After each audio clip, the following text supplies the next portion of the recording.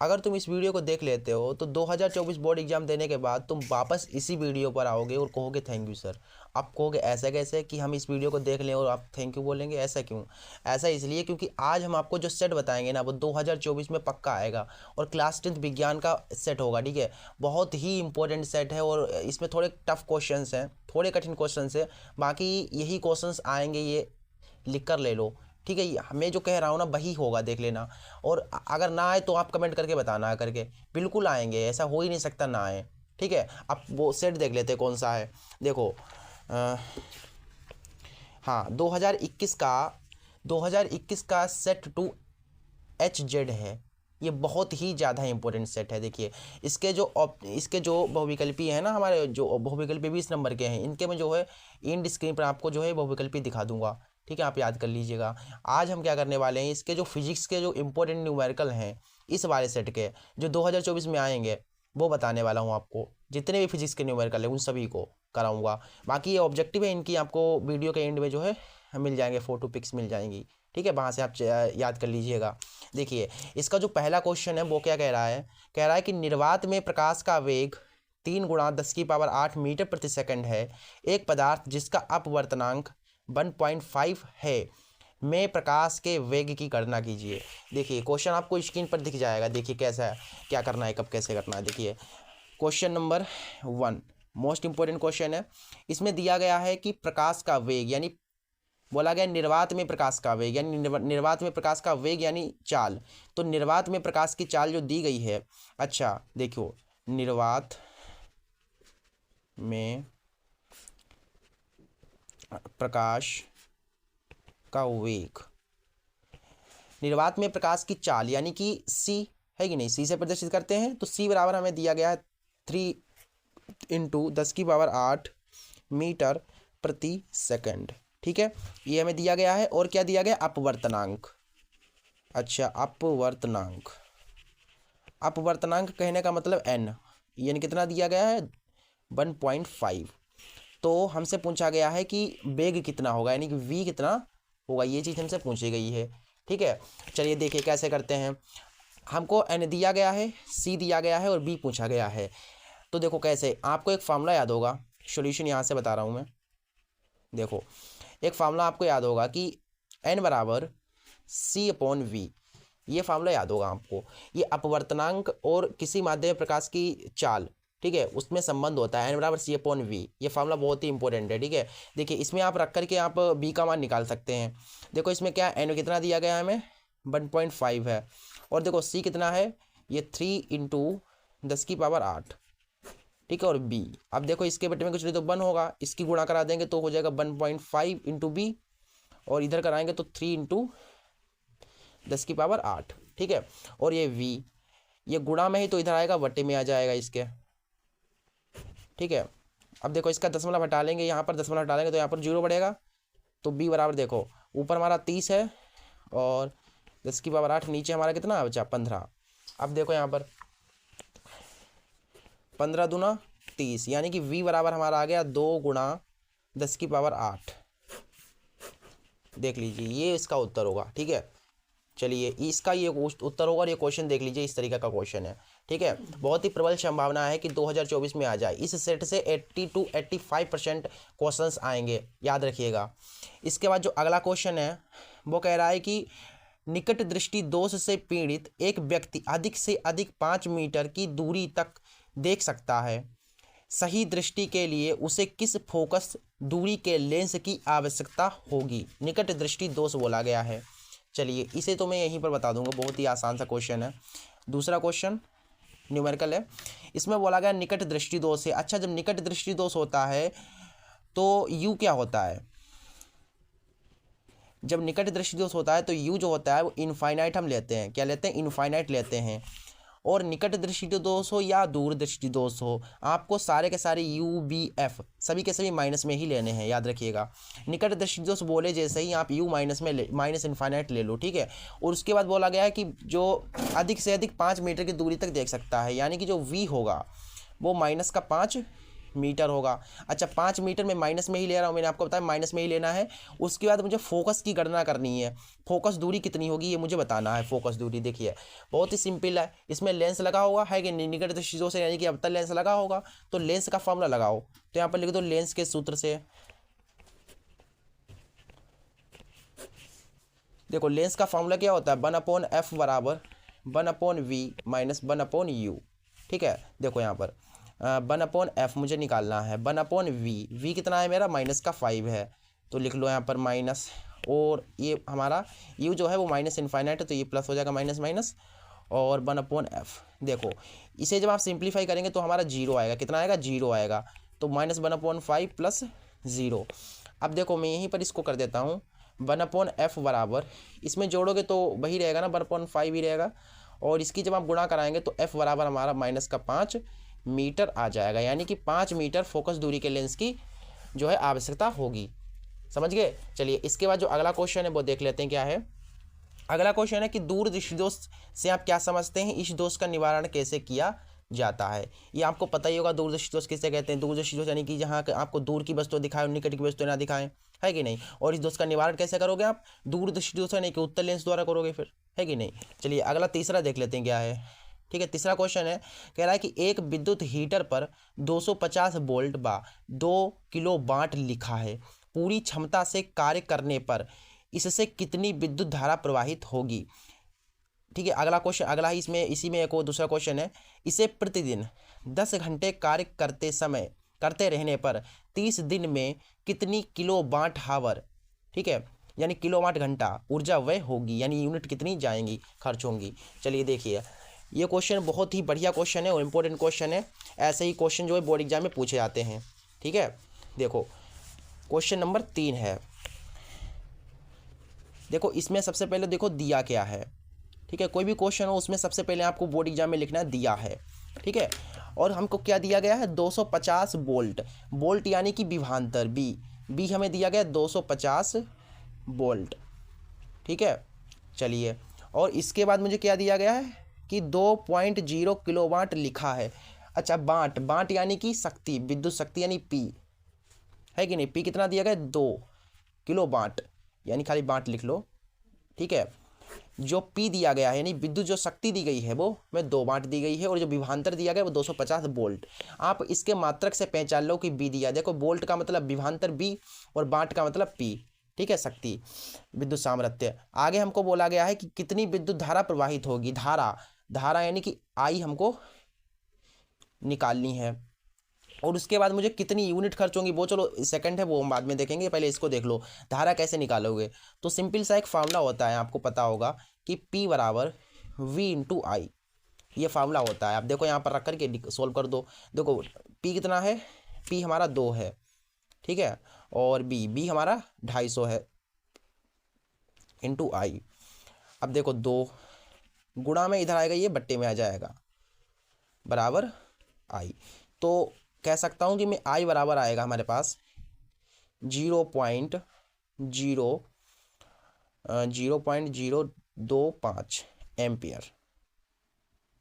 ठीक है कुछ इस तरीके से जब 2 को आप 250 से भाग दोगे तो लगभग इतना ही आएगा। ठीक है इतना ही आएगा, इतने एम्पियर आएगा। ठीक है इसके बाद हमें बताना है कि आगे क्वेश्चन जो सेकंड इसका क्वेश्चन है वो कह रहा है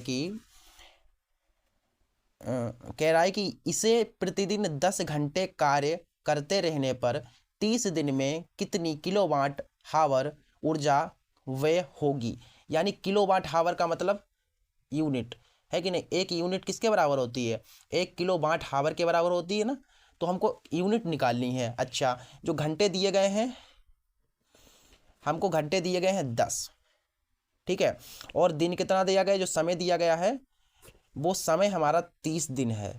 कितना है 30 दिन है।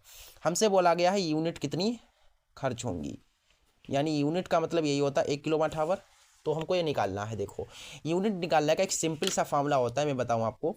देखिए अगर आपको कभी भी यूनिट निकालनी हो ना तो एक फार्मूला लगा दो, यूनिट बराबर बाट गुणा घंटा गुणा समय बटा 1000। ठीक है ये फार्मूला है, देख लो। देखो कैसे, यूनिट बराबर, देखो बाँट, कितने बाँट हमने देखा था केतली पर, केतली थी ना, हीटर था, हीटर तो हीटर जो था उस पर हमको 250 बाँट, सॉरी 2 बाँट, हाँ 2 बाँट लिखा था, ठीक है, 2 बाँट की जो है हीटर है, तो बाँट हमारा 2 है।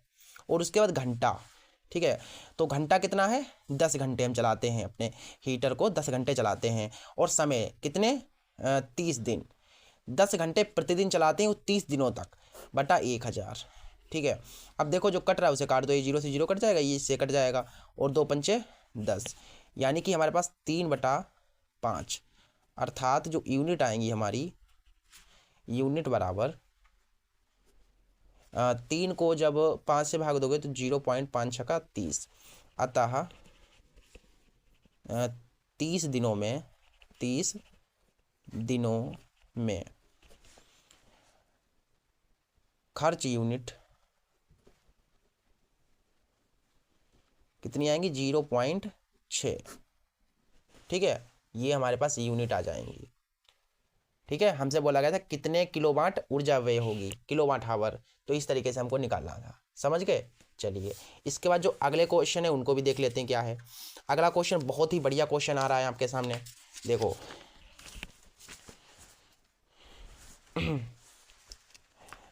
जो अगला क्वेश्चन है वो कह रहा है कि प्रदत्त विद्युत परिपथ में प्रत्येक प्रतिरोधक R1, R2, R3, R4, R5, R6, R7, R8 और R9 में बहने वाली विद्युत धारा व प्रत्येक प्रतिरोधक के सिरों के बीच उत्पन्न विभवांतर की गणना कीजिए। यहाँ R1 बराबर 1 ओम, R2, R3 और R4 बराबर 3 ओम व R5, R6, R7, R8 और R9 बराबर 5 ओम दिया गया है, ठीक है। हमको यहाँ पर एक चित्र दिया गया है और हमको बताना है कितनी धारा बह रही है और प्रत्येक सिरों के मध्य बहने वाले विभवांतर भी बताना है। देखिए इसको मैंने चित्र यहाँ पर बनाया रखा है पहले से ही, जिससे कि टाइम ज़्यादा जो है खर्च ना हो, देख सकते हैं आप, ठीक है। ये हमको दिया भी गया है, देखो हमसे बोला गया है कि इस परिपथ में धारा कितनी बह रही है कि नहीं, कितनी धारा बह रही है हमको बताना है। और हमको सिरों के मध्य, ये जो सिरे हैं ना इसके मध्य विभवांतर भी बताना है। चलिए देखिए कैसे करते हैं। सबसे पहले अगर आप देखें तो R2, R3 और R4 कौन से क्रम में, समांतर क्रम में है। तो यहाँ पर लिख दो हल कि R1 R2, R3 व R4 समांतर क्रम में है।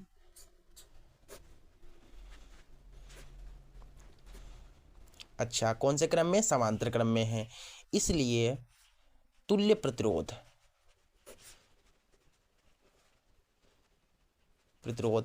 कैसे निकलेगा। देखो जब समांतर क्रम में होता है तो हमको तुल्य प्रतिरोध R यहाँ पर लिख दो तुल्य।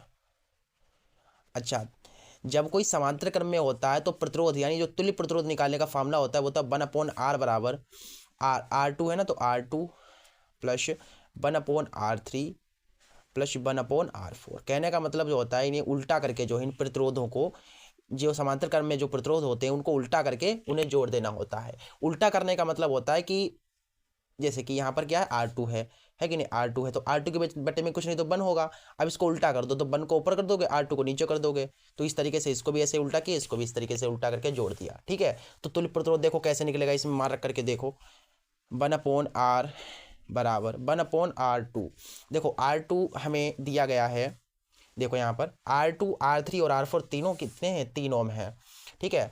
तो यहाँ पर भी 3 लिख देना है और R3 भी 3 ही है, देख सकते हो, ठीक है। और R4 भी 3 ही है, ठीक है। तो यहाँ पर देखो कितना आएगा, नीचे एक जैसा है, बराबर है, एक बार लिख दो, और एक और ये 1 1 1 3 हो जाएंगे। तो 3 बन जा 3, ठीक है, 3 बन जा 3, तो R कम R हो जाएगा और ये 1 की 1 से करेंगे तो 1 आएगा। तो कितना आया, 1 ओम आया, 1 ओम आया। तो जो प्रतिरोध हमारा आएगा इनके मध्य यहाँ पर 1 ओम आएगा। अब देख लो यहाँ पर R5, R6, R7, R8 और R9 ये कौन से क्रम में, ये भी समांतर क्रम में है। अब ये समांतर क्रम में है तो फिर जैसे यहाँ पर किया वैसे यहाँ पर कर दो, ऐसे देखो तथा R5, R6, R6, R7, R8 व R9 भी समांतर क्रम में हैं।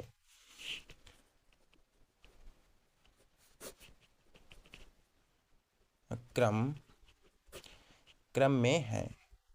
इसलिए जो तुल्य प्रतिरोध हमारा होगा, जो आर तुल्य होगा, देखो इसको आप ऐसा कीजिए, देखिए इसे आर डैश मान लीजिए और इसे आर डबल डैश मान लीजिए, ठीक है, जिससे कि डिफरेंस पता चलता रहेगा कि ये थोड़ा अलग है इससे। देखो हम के इनको निकालना है ना, इनका समांतर क्रम करना, तो इनको उल्टा कर दो, R5 को भी उल्टा कर दो और R6 को भी उल्टा कर दो, R7 है इसको भी, सबको 9 को भी, ठीक है।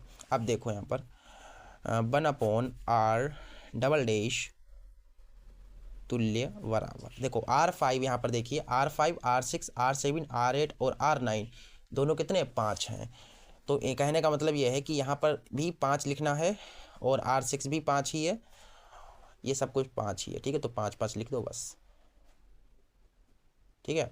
अब देखो यहाँ पर वैसे तो सरल है, कोई उसमें इशू नहीं है, बहुत ही आसान है, आप खुद कर सकते हैं, इसको स्वयं कर सकते हैं, बहुत ही वैसे तो आसान है। देखो 1 1 2 3 4 5, ऊपर 5 हो जाएगा, नीचे देखोगे यहाँ पर एक जैसा है तो एक बार लिख देंगे, 5 × 5, 5 × 5।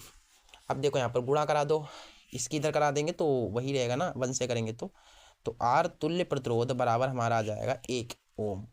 तो देखो आप कि उसका भी 1 ओम ही आया था और यहाँ भी 1 ओम ही आ रहा है। अच्छा, तो और यहाँ पर कितना था, देखिए इसका जो है टोटल कितना आ रहा है, इसका टोटल आ रहा है 1 ओम, और इसका टोटल अगर आप कर रहे हैं तो इसका भी 1 ओम ही आ रहा है। और यहाँ पर देखो R1 भी हम देखो, R1 हमें कितना दिया गया 1 ओम, और यहाँ पर भी हमको 1 ओम ही दिया गया है, यानी 1 1 2 और 1 3, यानी इस पूरे परिपथ में 3 ओम प्रतिरोध है, ठीक है। तो 1 2 3, तो कुल प्रतिरोध यहाँ पर लिख दो कि जो कुल प्रतिरोध होगा वो 3 ओम होगा। अतः कुल प्रतिरोध बराबर, देखो 1 + 1 + 1, यानी कि हमारा जो R होगा 3 ओम होगा, ठीक है। जो पूरा का पूरा जो प्रतिरोध आया है, पूरा टोटल इस पूरे परिपथ का वो कितना आया है, वो आया है 3 ओम। चलिए देखिए अब इसके बाद कैसे करना है, हमको तो धारा निकालनी है ना। अब देखो धारा निकल आएगी, बहुत ही आसान है। देखो हमको क्या है, हमको देखो यहाँ पर आर हमने अभी निकाला, आर कितना निकाला हमने, 3 ओम निकाला। अभी इसका पूरा का पूरा टोटल 1 2 3, इस पूरे परिपथ में 3 ओम प्रतिरोध बह रहा है, और विभांतर, इसका जो विभांतर है वो 4.5 वोल्ट है, ठीक है। हमसे पूछा गया धारा, देखो ओम ने बताया था कि ओम के हिसाब से यहाँ पर एक फार्मूला आपको पता होगा, आर बराबर होता है V/I, ठीक है, ये होता है फार्मूला। अब देखो यहाँ पर आर कितना है 3 है, V कितना है देखो 4.5 है, ठीक है, और आई कितना है, आई कितना है, आई इतना ही है, कोई आर तो हमको आई तो निकालना ही है। और इधर आप गुणा करा दीजिए, देखिए 3 की आई से हो जाएगी 3 आई, इसकी इधर कराएंगे तो 4.5 ही रहेगा, है कि नहीं। अब देखो आई हमको चाहिए, देखो ये 4.5 और ये गुणा में 3 है, इधर आएगा बट्टे में आ जाएगा। अब आप इसे काटेंगे तो 3 × 3 1 4, 15 तिपच 15, ठीक है। तो हमारे पास जो आई आया है वो कितना आया है 1.5 एम्पियर। समझ गए बात को कि नहीं, यानी कि अर्थात परिपथ में 1.5 एम्पियर धारा प्रवाहित हो रही है, ठीक है। जैसे बोर्ड एग्जाम में करना वैसे ही मैं बता रहा हूँ, ठीक है। और इसके बाद मुझे बताना था इसके सिरों के मध्य विभांतर भी बताइए। अच्छा, इनके सिरों के मध्य R2 R3 और R4, इनके सिरों के मध्य विभांतर बताओ। देखो इसके सिरों के मध्य विभांतर कैसे निकालते हैं,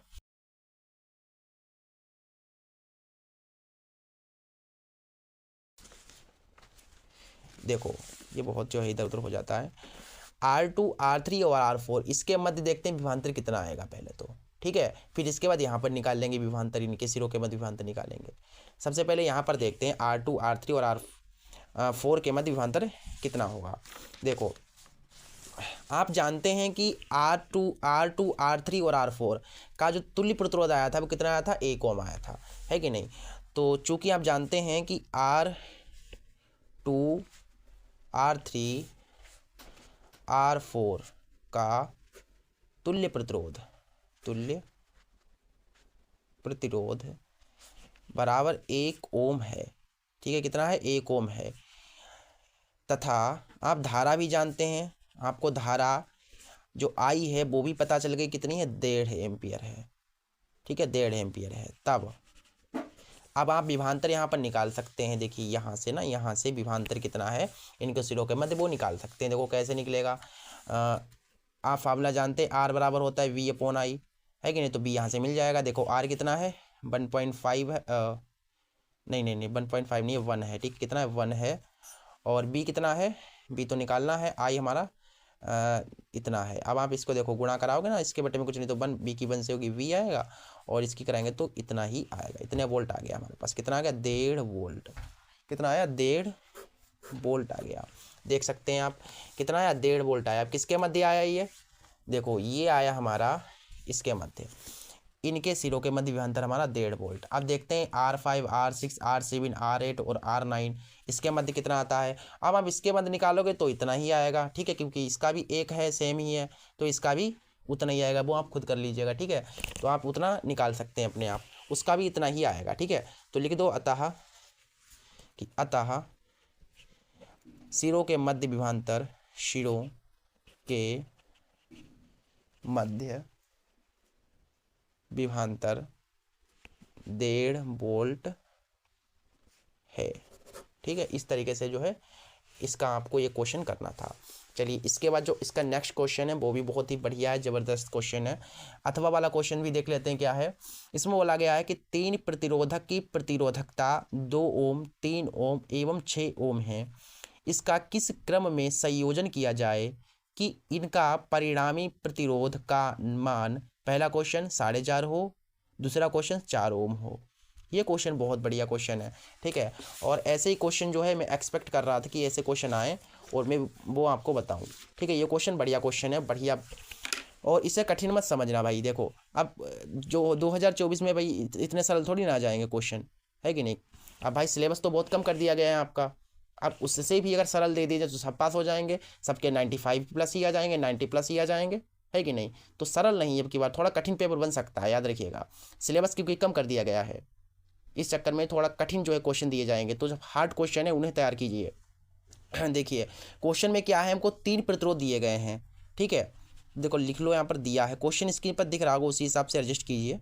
क्या है, हमको यहाँ पर दिया गया है, हमको 3 प्रतिरोध दिए गए हैं। देखो पहला जो प्रतिरोध है R1 मान लेता हूँ मैं, 2 ओम है, और जो दूसरा प्रतिरोध में R2 मान लेता हूँ, ये 3 ओम दिया गया है, और तीसरा जो R3 है वो कितना दिया गया है हमें, 6 ओम दिया गया है। ठीक है, चलिए पहला जो इसका क्वेश्चन है वो कह रहा है कि किस क्रम में रखें ये R1 R2 और R3 को, किस क्रम में सजाएं कि इसका जो पहला जो प्रतिरोध आए, जो तुल्य प्रतिरोध आए वो कितना है, 4.5 ओम आए। और इसका दूसरा क्वेश्चन है कि इन्हें किस क्रम में संयोजित करें कि इनका जो तुल्य प्रतिरोध वो कितना है, 4 ओम आए, 4.0 ओम हो। देखो कैसे करते, सबसे पहले इसको देखो कि R1 R2 और R3 को किस प्रकार, किस क्रम में संयोजित करें, समांतर क्रम में या श्रेणी क्रम में, किस क्रम में संयोजित करें कि पहला वाला इतना आए और फिर इतना आए। देखो सबसे पहले क्या करते हैं हम, R1 R2 और R3 हैं इस तरीके से। इसमें आप सबसे पहले कीजिए कि R1 और R3 को श्रेणी क्रम में जोड़ के देखिए। सबसे पहले क्या कीजिए, R1 और R3 को श्रेणी क्रम में जोड़ो। तो सर्वप्रथम जब R1 व R3 को श्रेणी क्रम में जोड़ा जाता है तब R1 यानी कि 2 ओम और 6 ओम, जब आप इसको श्रेणी क्रम में जोड़ोगे, यानी कुछ इस तरीके से, ये R1 है और R2 है, सॉरी R3 है, इसको आप जब श्रेणी क्रम में जोड़ोगे तो तुल्य प्रतिरोध देखते हैं कितना आएगा।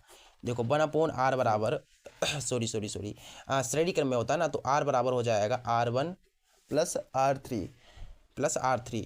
देखो R1 श्रेणी क्रम में जोड़ोगे तो आंसर आएगा कि नहीं आएगा, देखते हैं। 6 7 8, हाँ नहीं आ पाएगा श्रेणी क्रम में जोड़ने पर। ठीक है, श्रेणी क्रम में जोड़ोगे तो नहीं आएगा। ऐसा कीजिए समांतर क्रम में जोड़िए। कौन से क्रम में? समांतर क्रम में जोड़ो।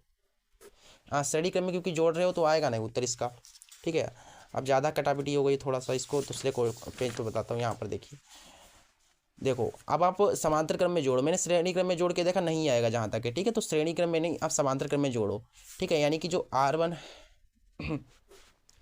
यहाँ पर मान लेता हूँ R1 है, और यहाँ पर मैं मान लेता हूँ यहाँ पर R3 है। ठीक है, कौन से क्रम में जोड़ रहे हो आप देखो, समांतर क्रम में इसे जोड़ो। ठीक है, यहाँ से कुछ इस तरीके से अटैच होंगे।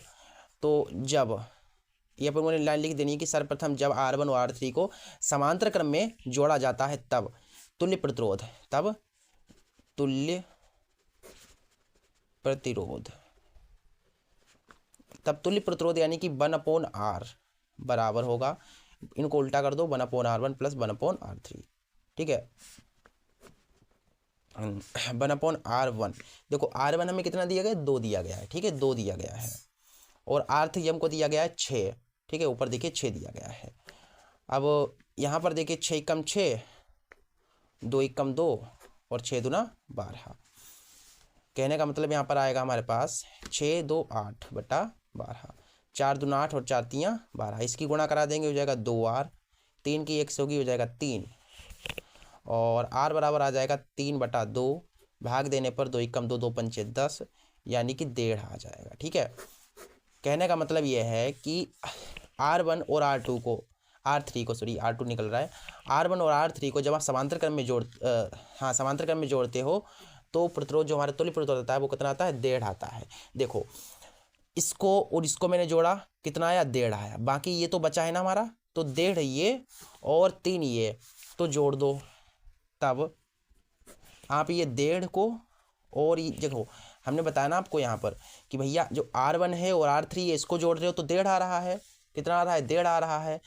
और हमारा ये R3 पहले से बचा हुआ, R2 पहले से बचा हुआ है, 3 ओम पहले से बचा है, तो 1.5 ये और 3 ये, तो हमारा मिलकर के हो जाएगा 3 और 1 4, 4.5 ओम।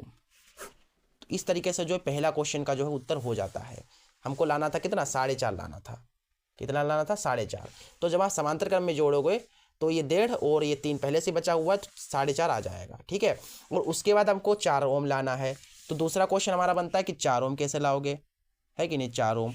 तो इसको लाने के लिए भी आप ऐसा कीजिए कि R2 और R3, ये की बार इसको ले लो, R2 और R3 को समांतर क्रम में जोड़ो। ठीक है, समांतर क्रम में ही जोड़ो कि R2 और R3 को समांतर क्रम में जोड़ने पर, तो लिख दो R2 व R3 को समांतर क्रम में जोड़ने पर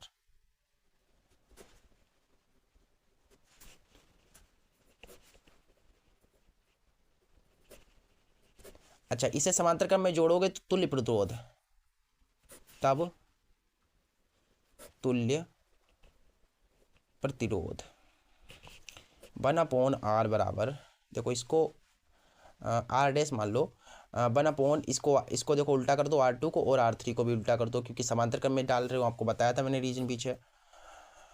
R2 देखो, R2 हमें कितना दिया गया है, R2 हमें दिया गया 3 और R3 दिया गया 6। ठीक है, ये 3 है और ये 6 है, तो ये हो जाएगा देखो कितना, 6 कम 6 और 3 कम 3 और 6 3 18। कहने का मतलब R' बराबर 6 और 7 8 9 और नीचे हमारा 18 है, तो 9 कम 9, 9 दूना 18, R' कम R', और ये हो जाएगा देखो यहाँ पर R' कम R' हो जाएगा, और 2 कम 2 ओम। ठीक है, कितना आ गया, 2 ओम। यानी कि कहने का मतलब यहाँ पर कितना आएगा, R' 2 ओम आएगा। ठीक है, और आप यहाँ पर देखिए हमने क्या किया कि R2 और R3 को कौन से क्रम में जोड़ा, देखो R2 और R3 को समांतर क्रम में जोड़ा, तब हमें क्या मिला, ये तुल्य प्रतिरोध इतना मिला, 2 ओम। ठीक है, और बाकी हमारा R1 तो पहले से ही बचा था, है कि नहीं, इन्हें जोड़ा तो मुझे इतना मिला, और ये पहले से ही बचा हुआ है, तो 2 ये और 2 ये, तो कितना हो गया, 4 हो गया। और हमें कितना लाना था, हमको 4 ही लाना था सेकंड वाले में, है कि नहीं। तो हमारा कहने का मतलब ये है कि तब उसके आगे लिखिएगा। देखिए यहाँ पर ये लिखने के बाद यहाँ पर इसके आगे लिखिएगा, पेज नहीं बचा तो मैं यहीं पर बता देता हूँ आपको। तब कितना आया था अभी, हाँ 2 आया था, 2 प्लस और ये 2, ठीक है, बराबर हो जाएगा 4 ओम। अतः R2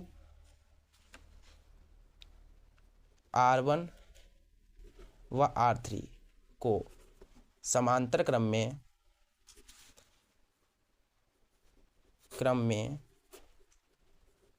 जोड़ने पर, ठीक है, जोड़ने पर 4.5 ओम व 4 ओम प्राप्त होता है। इन दोनों को जब आप इस तरीके से, लेकिन आपको ये नहीं करना है कि इनको सबको जोड़ दो, इसमें आपको एडजस्ट अपने आप खुद करना होता है कि देखना होता है कि इतना ही आना चाहिए, इस तरीके से जोड़ना है कि नहीं। मैंने इसी तरीके से जोड़ा, पहले R1 को जोड़ा, फिर R3 को जोड़ा, ठीक है, कौन से समांतर क्रम में, असमांतर क्रम में जोड़ा। जब इसको मैंने जोड़ा था कितना आ गया था, 1.5 आ गया था, और फिर उसमें 3 जोड़ दिया, 3 और 1.5 4.5 आ गया। इसके बाद मुझे 4 चाहिए था, फिर मैंने क्या किया, R2 और R3 को समांतर क्रम में जोड़ा, फिर उसके बाद मुझे 2 मिला, 2 पहले वाला और 2 ये वाला, तो 4 हो गया। इस तरीके से जो है हमको करना होता है, ठीक है। ऐसा क्वेश्चन आए तो इस तरीके से ही आपको हैंडल करना होगा, ठीक है। और ऐसा ही यही क्वेश्चन आ जाएगा, ठीक है। इससे थोड़ा चेंज हो सकता है, 1-2 नंबर भले ही चेंज हो जाए, बाकी नंबर ज़्यादा चेंज नहीं होते हैं, ऐसा ही आ जाता है पेपर, ठीक है। और इसके बाद के जो क्वेश्चन है ना, इसके जो टिप्पणी वगैरह हैं और जो मिसेल वगैरह कैसे कैसे बनता है, जो आपको स्क्रीन के लास्ट में दिख जाएंगे, ठीक है। इसके जो क्वेश्चन है सभी के सभी आपको जो है लास्ट स्क्रीन पर दिख जाएंगे, ठीक है, उसके फ़ोटो मिल जाएंगे। और इसके बाद जो है हम 2023 का एक लास्ट सेट बचा था, 2023 का जो लास्ट सेट बचा था उससे मैंने नहीं बताया था शायद, तो उसको भी मैं बताऊंगा, ठीक है। 2023 का सेट 7, ठीक है, सेट 7 EP मैंने नहीं बताया था, तो उसको भी मैं बताने के पूरा प्रयास करूंगा और उस पर वीडियो बनाने का के बारे में सोचूंगा, ठीक है।